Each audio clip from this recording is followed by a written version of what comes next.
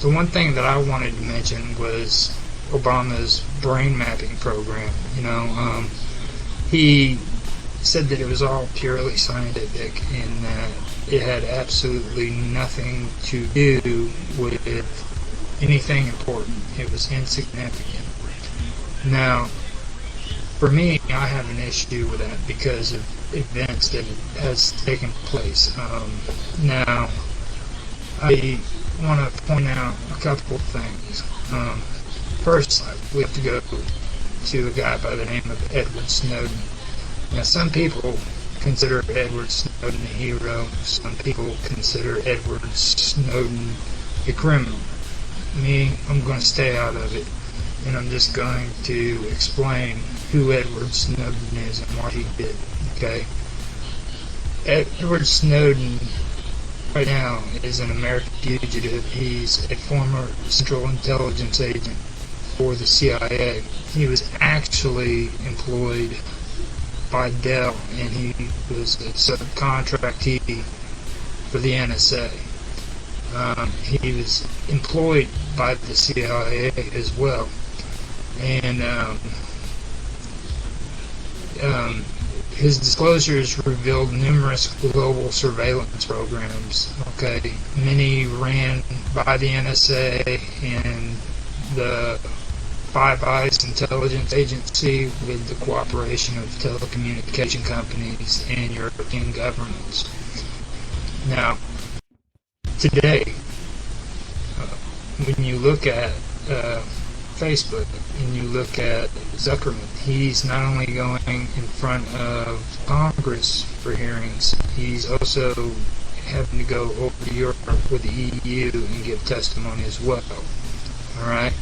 Now, in 2013, Snowden was hired by the NSA contractor Bose Allen Hamilton after previous employment with Dell and the CIA. On May the 20th, 2013, Snowden flew to Hong Kong after leaving his job at the NSA facility in Hawaii.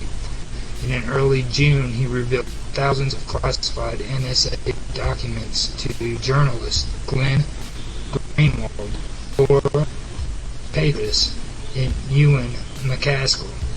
Snowden came to international attention after stories based on the material appeared in The Guardian and The Washington Post.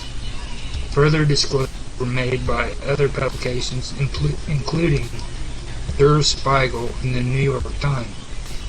On June the 21st, 2013, the U.S. Department of Justice unsealed charges against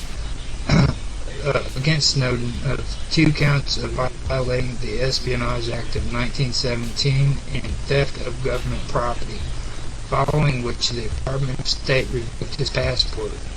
2 days later, he flew into Moscow's Sheremetyevo airport, but Russian authorities noted that his U.S. passport had been canceled, and he was restricted to the airport terminal for over 1 month. Russia ultimately recognized his right of asylum with a visa of residence for 1 year. Repeated extensions have permitted him to stay at least until 2020. In early 2016, he became the president of the Freedom of Press Foundation, an organization that aims to protect journalists from protect journalists from hacking and government surveillance. As of 2017, he was living in an undisclosed location in Moscow. Now, when Snowden did, he turned over this information.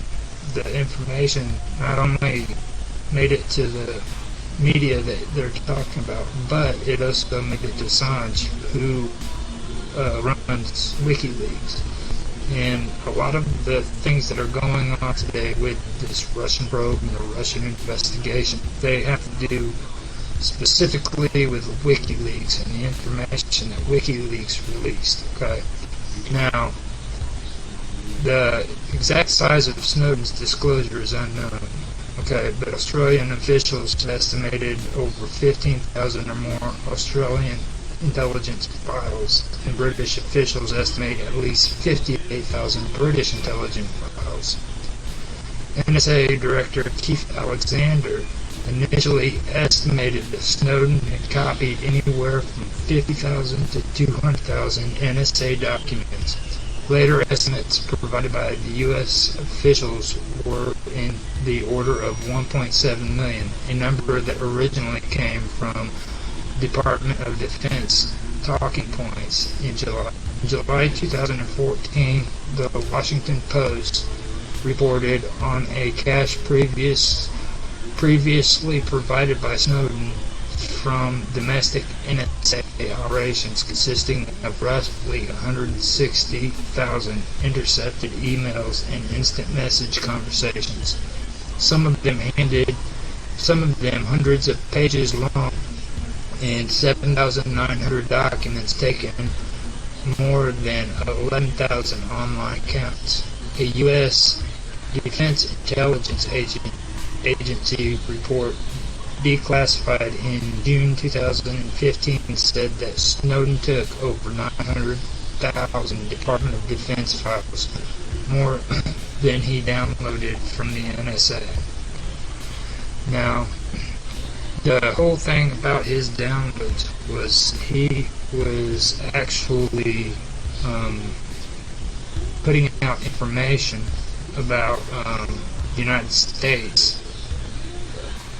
doing an international surveillance program, which they were spying on not only our enemies but also our allies, and gaining information off of their computers and hacking. And these were the same people who were involved in Obama's, his mind probe or brain mapping. Okay, this is the kind of stuff that they're trying to get us to openly accept and tell us that it's okay, that it's nothing but insignificant information, and that we don't have to worry about it. It's okay. Now, Snowden, to me, I believe, did what he thought was morally right. Like I said, I'm not going to make him out to be a hero, but I'm not going to make him out to be a criminal either. And for me, it also brings me back to this thing with Assange, this Russian probe, and accusing the Russians of interfering with the elections. To me, that seems kind of peculiar right there by itself too. First of all, these documents that were supposedly handed over to WikiLeaks by the Russians, I want to know personally, were these files true or were they false?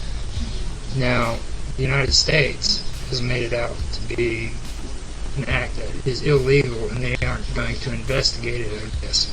But for me, I don't want to find out if WikiLeaks or Donald Trump or anybody illegally obtained these documents. What I want to find out is, are these documents true?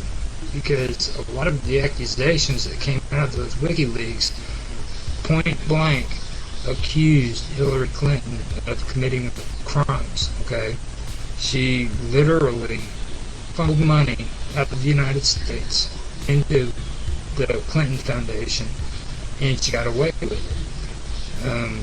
She had a Middle East, North African organization, which was supposed to go to the Middle East and Egypt, and was supposed to fund women activist groups which were supposed to stand up for women's rights. And this is supposed to be in Saudi Arabia and Africa and Egypt, which none of these things are going on. There's still segregation and stuff like that going on. Not only that, but there were allegations of her selling uranium back to the Soviet Union and things of that nature. None of these things have been investigated to find out if there's fact behind it. Now, me personally, I think that the United States doesn't want this information to be investigated and the truth to be found out, because she had to have authorization to do these things. That means that the government allowed these things to happen. Okay? So, they don't want that to happen. There's a lot of things that our government's afraid for to come out. You know what I'm saying? And I believe that not only did she do these things, but she was authorized by the government to do them, and it was illegal. And now we are having these Russian investigation and fake news and squash on the media and everything, because they want to create a smokescreen to have you look over here, don't look over here. You know, you don't need to look at these WikiLeaks. You need to look over here at this Russian investigation, so they can just sweep all of those WikiLeaks underneath the carpet and we can all forget about it. That's my take on it. Now, the next thing that I want to get into, I want to stay focused on the brain mapping, and I want to talk again about Facebook and social experiments. Back before Snowden's going to these hearings and when Obama was in office, you know, it was a different atmosphere. It was like everybody was all happy to hear about these social experiments, and you could even go on YouTube and see social experiments taking place in bus stations, you know, where people would just jump up and start dancing in public, and they were making it out like it was no big deal. Again, you know, no big deal. We're just doing the social experiments to see what reactions are going on. And they were doing that, or standing like statues on the sidewalk. And those were a form of social experiments, but that was just the tip of the iceberg. Okay? Now, I just talked to Facebook and Zuckerman going before Congress and going to Europe and testifying to the EU. And, you know, let's take a step back in time on some of the things that he was doing, okay? I'm going to read a little bit of something, and it's called Facebook Tinkers with Users' Emotions in Newsfeed Experiment Stirring Outcry. Okay? To Facebook, we are all lab rats. Facebook routinely adjusts its users' news feeds, testing out the number of ads they see or the size of photos that appear, often without their knowledge. It is all for the purpose, the company says, of creating a more alluring and useful product. But last week, and this was written in June the 29th, 2014, but last week, Facebook revealed that it had manipulated the newsfeed of over 500,000 randomly selected users to change the number of positive and negative posts they saw. It was part of a psychology study to examine how emotions can be spread on social media. The company says users consent to this kind of manipulation when they agree to its terms of service. But in the quick judgment of the internet, that argument was not universally accepted. Now, this terms of agreement thing, okay, this is an issue that I have with a lot of these platforms too. You know, it's like when you first start a Facebook account, or you first start your Twitter account, or YouTube or anything, they have you do the first